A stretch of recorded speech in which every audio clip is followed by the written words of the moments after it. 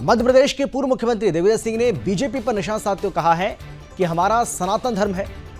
इसके साथ ही उन्होंने कहा कि हम हिंदुत्व को धर्म नहीं मानते हैं। सनातन धर्म का अर्थ बताते हुए दिग्विजय सिंह ने कहा है कि धर्म की जय हो और अधर्म का नाश हो, प्राणियों में सद्भावना हो, विश्व का कल्याण हो, ये होता है सनातन धर्म। जबकि हिंदुत्व में यह होता है कि जो हमारी बातें ना माने उन्हें डंडा मारो, उनके मकान तोड़ दो, उन्हें जेल भेज दो।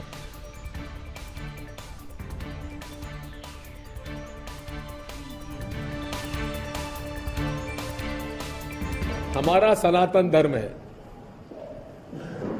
हम हिंदुत्व को धर्म नहीं मानते। सनातन धर्म के आयोजन में क्या नारा लगता है?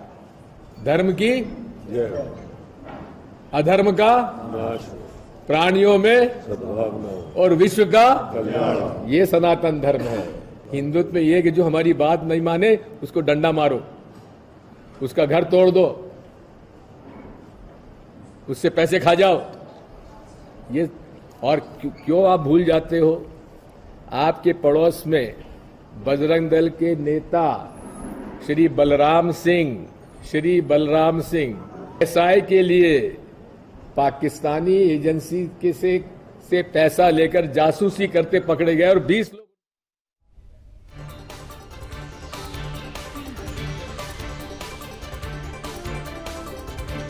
वहीं मध्य प्रदेश के पूर्व सीएम दिग्विजय सिंह के हिंदुत्व वाले बयान पर केंद्रीय मंत्री ज्योतिरादित्य सिंधिया ने अपनी प्रतिक्रिया दी है। केंद्रीय मंत्री ने कहा है कि दिग्विजय सिंह के बारे में जितना कहा जाए उतना कम है और इस तरह के वक्तव्य वो पहले भी दे चुके हैं। उनका असली चेहरा देश और प्रदेश के सामने है।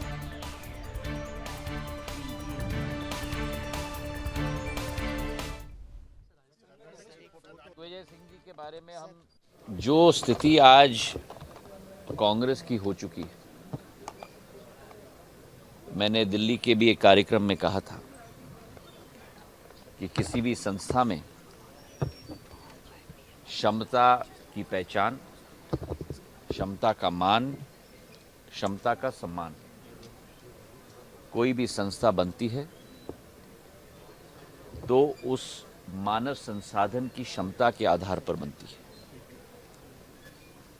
और जिस तरीके से पिछले कई वर्षों में एक तरफ जहां देश में भ्रष्टाचार, दूसरी तरफ जहां अंतर आत्मा में जिस पार्टी का उतार पूर्ण रूप से शुरू हो चुका है, जनता का विश्वास खो चुकी है, अब यही स्थिति उत्पन्न हो चुकी है।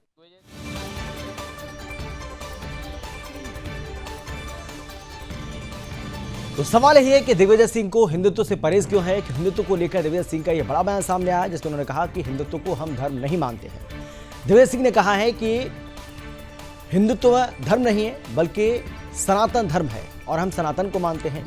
आपको बता दें कि मध्य प्रदेश में इसी साल विधानसभा का चुनाव होना है और चुनाव से पहले दिग्विजय सिंह का ये बड़ा बयान सामने आया है। दिग्विजय सिंह ने बताया है सनातन धर्म का असली अर्थ क्या है। दिग्विजय ने हिंदुत्व का मतलब भी बताया है।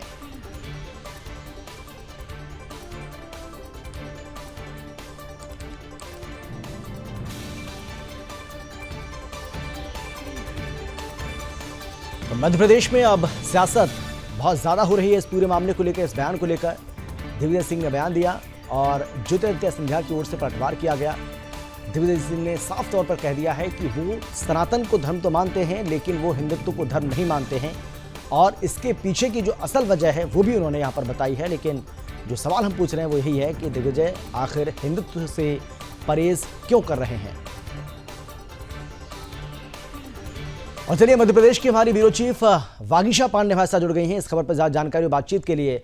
वागीशा, किस तरीके से वार और पटवार का जो सिलसिला है वो दिग्विजय सिंह के इस बयान को देकर देखने को मिल रहा है, क्योंकि दिग्विजय सिंह की ओर से बयान दिया गया और उस पर पलटवार किया गया है ज्योतिरादित्य सिंधिया की ओर से।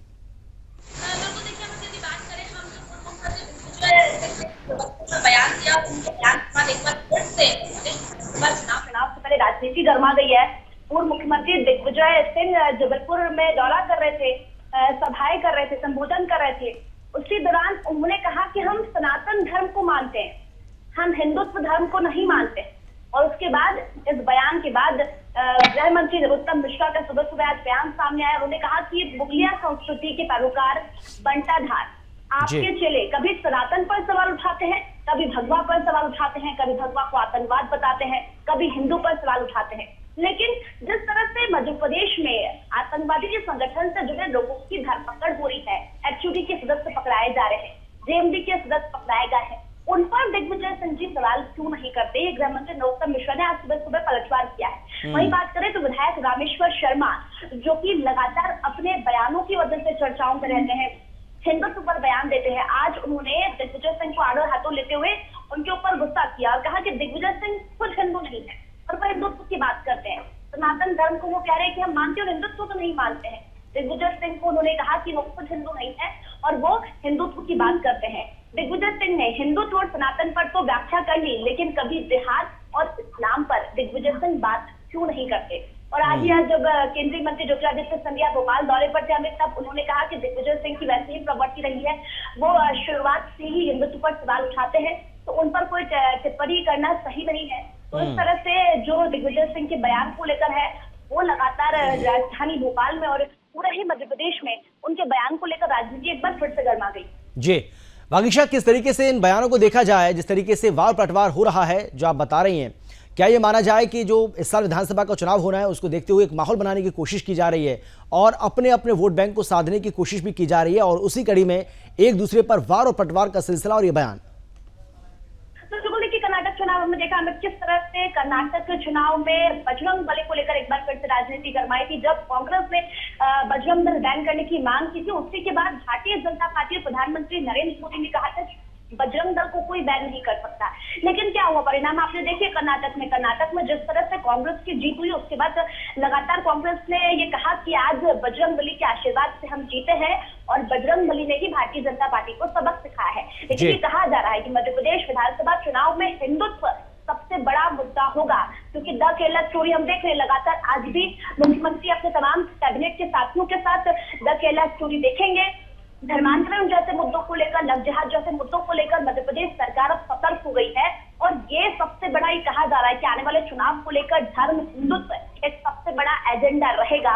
और लगातार जो है वो कांग्रेस है, दिग्विजय सिंह लगातार हिंदुत्व पर बयान दे रहे हैं और इसी तरह से भारतीय जनता पार्टी लगातार पूर्व मुख्यमंत्री कमलनाथ और दिग्विजय सिंह को आड़े हाथों दे रही है। जी, लेकिन वागीशा, ये भी देखने को मिला है कि बीजेपी हिंदुत्व के मुद्दे को लेकर चुनाव लड़ती आई है और उसको सफलता भी इसमें काफी मिली है।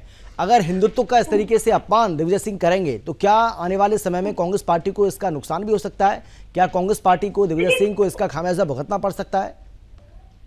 देखिए, कांग्रेस की यदि बात करें तो कांग्रेस लगातार अब कर्नाटक चुनाव के बाद बजरंग बली का नाम ले रही है, हाथ में सोटा लिए लोगों के बीच जा रही और कह रही बजरंग बली के आशीर्वाद से हम मध्य प्रदेश में चुनाव जीतेंगे। पूर्व मुख्यमंत्री कमलनाथ लगातार ये कह रहे हैं कि दक्षिण ने उत्तर को दिशा दिखाई है, जिस तरह से कर्नाटक में हमारी बड़ी जीत हुई है।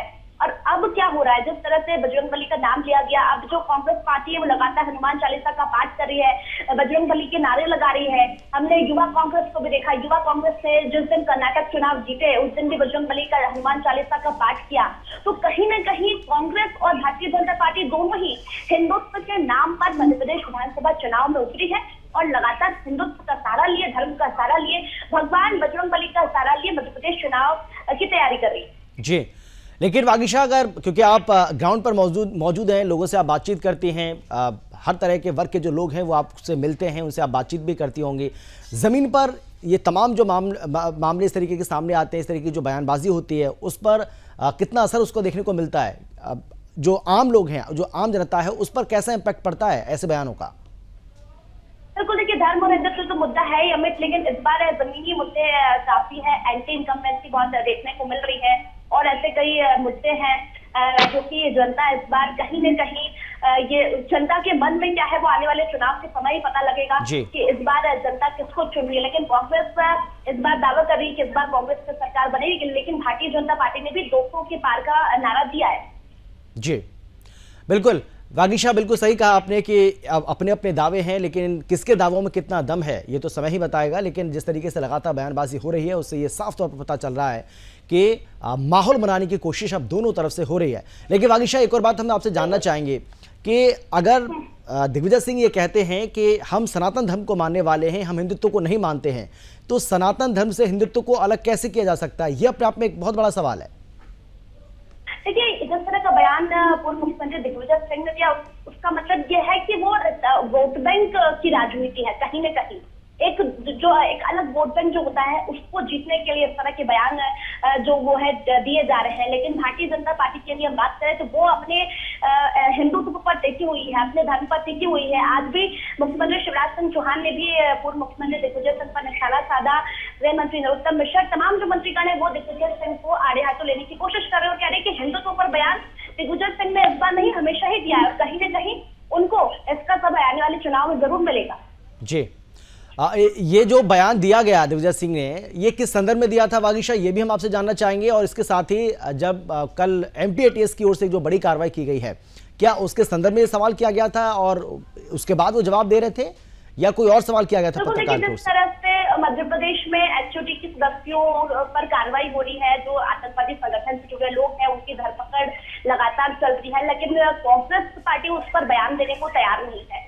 द केरला स्टोरी पर भी लगातार हम सवाल कर रहे हैं कांग्रेस से, लेकिन कांग्रेस द केरला स्टोरी पर भी बोलने को तैयार नहीं है। पूर्व मुख्यमंत्री कमलनाथ जी से सवाल किया गया तो वो कह रहे केरला स्टोरी मैंने नहीं देखी और नहीं मुझे केरला स्टोरी से कोई लेना देना है। तो इस तरह के सवाल जब कांग्रेस पार्टी से किए जा रहे हैं तब पूर्व मुख्यमंत्री दिग्विजय सिंह ने हिंदू धर्म पर ही बयान दिया और ये बड़ा बयान माना जा रहा है आने वाले चुनाव को देखते हुए। जी बिल्कुल, लेकिन वहां की जनता इसको किस तरीके से देखती है ये भी समय बताएगा, समय के साथ ही ये बिल्कुल साफ हो पाएगा। लेकिन जमीनी मुद्दे क्या हैं? अगर हम मध्य प्रदेश की बात करें वागीशा, तो जमीनी वो कौन से मुद्दे हैं जिनको लेकर आपको लगता है कि आने वाले समय में ये जो वार पलटवार हो रहा है ये और ज्यादा बढ़ने वाला है और दोनों ही पार्टियों की ओर से जी वो मुद्दे उठाए जाएंगे? जाहिर सी बात है, अगर हम बीजेपी की बात करें तो सरकार अपने काम गिनाएगी, दूसरी तरफ कांग्रेस पार्टी उसमें नुक्स निकालने की कोशिश करेगी। लेकिन कौन से वो जमीनी मुद्दे हैं जिसको आपको लगता है कि बहुत ज्यादा इंपैक्ट इस चुनाव में पड़ने वाला है? बिल्कुल, देखिए बात करें हम आने वाले चुनाव को देखते हुए तो जमीनी मुद्दों में कांग्रेस और भारतीय जनता पार्टी अब महिलाओं को साधने में जुट गई है। जिस तरह से मुख्यमंत्री शिवराज सिंह चौहान ने लाडली लक्ष्मी के बाद लाडली बहना योजना शुरू की, तो कांग्रेस ने भी कह दिया कि यदि मुख्यमंत्री शिवराज सिंह चौहान 1000 रुपए देंगे तो कांग्रेस की सरकार आते ही 1500 रुपए महीने बिना किसी पॉलिसी के महिलाओं के खाते में डालेगी। वही बात करें हम तो महिलाओं की जरूरतमंद की चीजें हैं गैस सिलेंडर, जो की 500 रुपए महीना दिया जाएगा गैस सिलेंडर का, बिजली माफ करेगी, पानी फ्री दिया जाएगा, ये कांग्रेस के दावे हैं। लेकिन दूसरी तरफ अब भारतीय जनता पार्टी ने किसानों के लिए खजाना खोला है। जो ब्याज लिया गया था, उसका जो ऋण था वो किसानों पर बकाया था, तो वो जो ब्याज है वो अब भारतीय जनता पार्टी की सरकार भरेगी किसानों के लिए। तो ये किसानों के लिए कहीं न कहीं बड़ी खुशखबरी है, बड़ा तोहफा है। युवाओं को रोजगार दिया जा रहा है और कल भी एक कैबिनेट की महत्वपूर्ण मीटिंग है जिसके जरिए मुख्यमंत्री शिवराज सिंह चौहान युवाओं के लिए एक बड़ा तोहफा दे सकते हैं। युवाओं को रोजगार से जुड़ी तमाम जो नीतियां हैं उस पर कल एक विशेष कैबिनेट बैठक बुलाई गई है जिसमें चर्चा हो सकती है हमें। तो इस तरह के तमाम मुद्दे हैं, रोजगार हो गया, कृषि किसान हो गया, महिलाएं हो गई है, तमाम जो शिक्षा कर्मी है, स्वास्थ्य कर्मी है, वो लगातार आंदोलन कर रहे हैं। तो कहीं न कहीं उन्हें संतुष्ट किया जा सकता है। जिस तरह से उनकी मांगे हैं, संविदा कर्मी हम देख रहे हैं उनकी भी मांगे हैं, तो उन लोगों को संतुष्ट करने के लिए भारतीय जनता पार्टी लगातार जमीनी स्तर पर काम कर रही है। और जो प्रधानमंत्री नरेंद्र मोदी की योजनाएं हैं जो केंद्र सरकार ने लाभ दिए हैं वो घर घर तक अब सांसद विधायक प्रतिनिधि है वो पहुंचाएंगे। और आने वाले समय में 1 जून को गौरव दिवस मनाया जाएगा जिसमें तमाम संत समाज के लोग, तमाम पार्षद, तमाम अधिकारीगण, मंत्रीगण, विधायक, सांसद आज 1 जून को यहाँ पर पहुंचेंगे और आने वाले समय को लेकर इसमें रणनीति तय की जाएगी और एक बड़ा गौरव दिवस यहाँ पर 1 जून को मनाया जाएगा। जी, लेकिन वागीशा जिस तरीके से आप बता रहे हैं कि कांग्रेस पार्टी की ओर से काउंटर किया जा रहा है, यानी कि बीजेपी सरकार ने जो तमाम ऐलान किए हैं या वादे वहां पर किए जा रहे हैं उसको काउंटर करने की कांग्रेस पार्टी की ओर से कोशिश की जा रही है। जिस तरीके से आपने बताया कि 1000 रुपये अगर महिलाओं को बीजेपी सरकार देने की बात कर रही है तो वो कह रहे हैं हम 1500 देंगे, 500 रुपये में गैस सिलेंडर देंगे। तो ये कहीं ना कहीं ऐसी बातें हैं जो हमने देखा है हिमाचल में भी कहीं ना कहीं कांग्रेस पार्टी के काम आई और उसके बाद फिर कर्नाटक में भी काम आई है। तो क्या उसी फॉर्मूले को अब आगे बढ़ाने की कोशिश की जा रही है कांग्रेस पार्टी की ओर से और वो चाहती है कि ये ऐसे मुद्दे हैं जिनको यहाँ भी बढ़ाया जा सकता है? जी बिल्कुल, देखिए हिमाचल की तर्ज पर जिस तरह से पुरानी पेंशन लागू करने की बात की थी वही की वही बात अब पूर्व मुख्यमंत्री कमलनाथ ने कही कि यदि कांग्रेस की सरकार आती है तो पुरानी पेंशन को लागू किया जाएगा, महिलाओं के खाते में पैसे डाले जाएंगे, फ्री बिजली, फ्री पानी, ये सुविधाएं हैं। लेकिन भारतीय जनता पार्टी कह रही है कि जिस दिन से किसानों का कर्ज माफ नहीं हुआ, वो क्या किसानों के लिए कुछ करेंगे? अब ब्याज जब माफ किया, जब ब्याज भारतीय जनता पार्टी भरेगी, तो कांग्रेस सरकार कह रही है कि आप ऋण भर दीजिए। इस तरह के आरोप प्रत्यारोप के दौर शुरू हो गए हैं और भारतीय जनता पार्टी कह रही है कि वो कांग्रेस जिसने सरकार बनने से पहले किसान कर्ज माफी की बात की थी, वो किसान कहाँ है जिनके कर्ज माफ हुए? जी बिल्कुल वागीश, आप नजर बनाए रखिएगा, ग्राउंड जीरो पर आप मौजूद हैं। पल पल की जो अपडेट है वो आगे भी इसी तरीके से आपसे हम लेते रहेंगे। फिलहाल आपका बहुत बहुत धन्यवाद।